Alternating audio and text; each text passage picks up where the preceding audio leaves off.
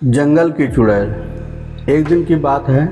ठंड का समय था, घना कोहरा छाया था। सारे लोग कार्यालय का काम खत्म करके घर की तरफ निकल रहे थे। नाना जी उस समय के बड़े अधिकारियों में से एक थे। वे उस समय के उच्च वर्ग के लोगों में एक अमीन का काम करते थे। रोज की तरह ही उस दिन काम खत्म होने के बाद घर के लिए अपनी गाड़ी से रवाना होने लगे। रास्ते में उन्हें हाट से कुछ सामान भी लेना था, तो वे अपने साथियों से अलग हो गए। उन्होंने घर की कुछ ज़रूरतों के लिए सामान ले और गाड़ी आगे बढ़ा दी। आगे जाने पर उन्हें कुछ मछली बाज़ार में दिखी और वे मछली खरीदने के लिए रुक गए। ताज़ी मछलियाँ लेने और देखने में टाइम ज़्यादा गुजर गया। उनकी जब अपनी घड़ी पर नज़र गई तो उन्हें आभास हुआ कि आज तो घर जाने में बहुत देर हो गई है। ये सब लेकर घर पहुंचने में काफ़ी समय लग जाएगा। यही सब सोचकर उन्होंने सोचा क्यों ना जंगल के रास्ते से निकला जाए, तो जल्दी पहुंच जाऊंगा। तो उन्होंने अपना रास्ता बदला और जंगल की तरफ अपनी गाड़ी को घुमा लिया। समय 11 बज चुके थे। गाड़ी तेज़ रफ्तार से आगे बढ़ रही थी। तभी अचानक तेज़ ब्रेक के साथ गाड़ी को रोकना पड़ा। उनकी गाड़ी के आगे एक औरत ज़ोर ज़ोर से रो रही थी। उन्होंने सोचा कि इस वीरान में औरत क्या कर रही है। उन्होंने लगा कि कोई मजदूर की पत्नी होगी जो नाराज़ होकर घर छोड़कर जंगल से में भाग आई है। तो उन्होंने उससे पूछा कि यहाँ जंगल में तुम क्या कर रही हो, लेकिन उसने कोई जवाब न देकर और ज़ोर ज़ोर से रोने लगी। सारे जंगल में उसकी ही हूँ सिसकारियाँ गूंज रही थी। फिर नाना जी ने पूछा तुम्हारा घर कहाँ है, लेकिन वो कुछ भी ना बोली। तब नाना जी ने कहा कि आज चलो मेरे घर रहना, सुबह अपने घर चली जाना। ये जंगल बहुत सारे जंगली जानवर से भरा हुआ है। रात में यहाँ मत रुको, चलो आज मेरे घर सबके लिए खाना बना देना और कल सुबह अपने घर चली जाना। उसने ये सुना तो झट से तैयार हो गई और गाड़ी में पीछे की सीट पर बैठ गई। सिर में बड़ा सा घूंघट डालने की वजह से उसका चेहरा छिपा हुआ था। कुछ ही देर में गाड़ी घर के दरवाजे पर थी। घर के लोग कब से उनकी राह देख रहे थे। गाड़ी के रुकते ही पापा ने पूछा आज तो बहुत देर हो गई और सारे लोग आ भी चुके हैं। तब उन्होंने सारी बातें अपनी माँ को बताई और कहा कि आज खाना इससे बनवा लो, कल सुबह ये अपने घर चली जाएगी। इतनी रात को बेचारी जंगल में भटकती, इसीलिए मैं ले आया। पर पापा को कुछ संदेह हो रहा था कि कहीं चोर तो नहीं है। रात को सोने के बाद या खाना बनाते समय कहीं घर के सामान ही चुरा कर न ले जाए। पर बेटे की बात को कैसे मना कर सकती थी। उन्होंने उस औरत को कहा देखो आज मैं रख ले रही हूँ, लेकिन कल सुबह होते ही यहाँ से चले जाना और जाओ रसोई में ये सामान उठा कर ले जाओ और खाना बना दो। फिर उसने फिर से जवाब नहीं दिया, बस हूँ की आवाज़ बाहर आई और सारा सामान लेकर माँ के पीछे बहुत दूर चल दी।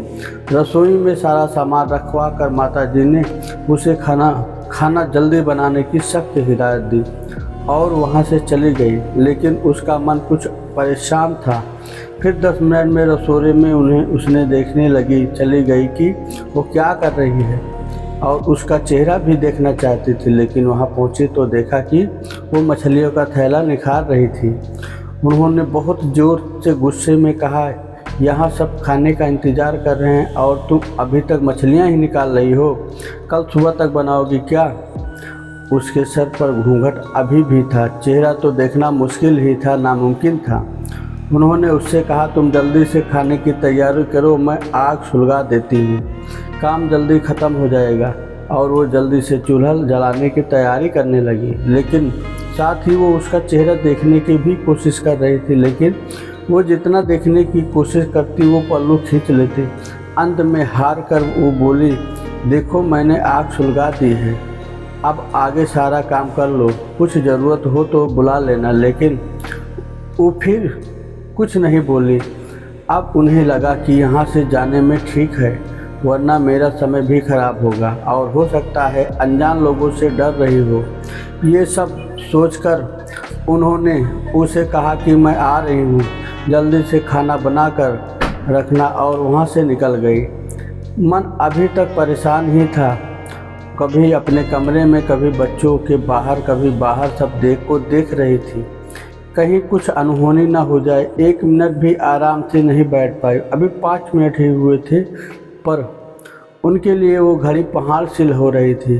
समय बीत नहीं रहा था। 8 मिनट बड़ी मुश्किल से गुजरे और तुरंत ही कुछ सोचकर रसोई की तरफ दौड़ी और वहाँ पहुंचकर जैसे ही उन्होंने रसोई का दरवाज़ा का नज़ारा देखा, उनकी आंखें फटी की फटी रह गई। उनके पैर बिल्कुल ही जम गए थे। ना उनसे आगे जाया जा रहा था, ना पीछे। उनके हृदय की धड़कनें रुक रही थी और वो औरत रसोई में बैठकर सारी कच्ची मछलियाँ खा रही थी। सारे रसोई में मछलियाँ और खून बिखरा पड़ा था। उसके सिर से घूंघट भी उतरा पड़ा था। इतना खौफनाक चेहरा देखकर आज तक उन्होंने नहीं देखा था।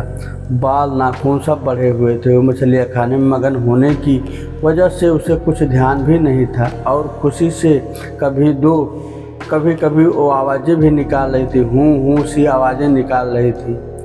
रसोड़ा पिछड़े होने की वजह से और लोगों का ध्यान भी इधर नहीं आ रहा था। माँ को कुछ भी समझ नहीं आ रहा था, चिल्लाने से कहीं घर के लोगों को कुछ नुकसान न पहुँचे। वो चुड़ैल से अपने घर को कैसे बचाए, उन्हें समझ नहीं आ रहा था। बस भगवान का नाम ही उनके दिमाग में आ रहा था। अचानक वो आगे बढ़ने लगी उनकी तरफ और झट से एक थाल लिया और चूल्हे की तरफ दौड़ी। उस चुड़ैल की नज़र भी पापा पर पड़ चुकी थी। वो कुछ सोचकर उठी अपनी जगह से। माँ को कुछ ही देर में करना चाहती थी।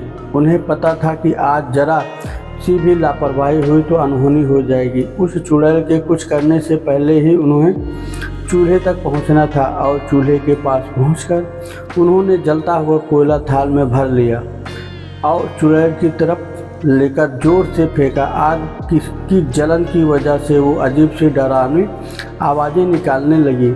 अब तो उसकी आवाज़ें बाहर भी जा रही थी। सारे लोग बाहर से रसोई की तरफ भागे। वो चुड़ैल जो जोर जोर से हूँ की आवाज़ निकाल रही थी और पूरे रसोई में दौड़ रही थी और माता जी को पकड़ना भी चाह रही थी, लेकिन अब सारे लोग रसोई में आ चुके थे। काफ़ी लोगों की भीड़ देखकर वो और भी डर गई।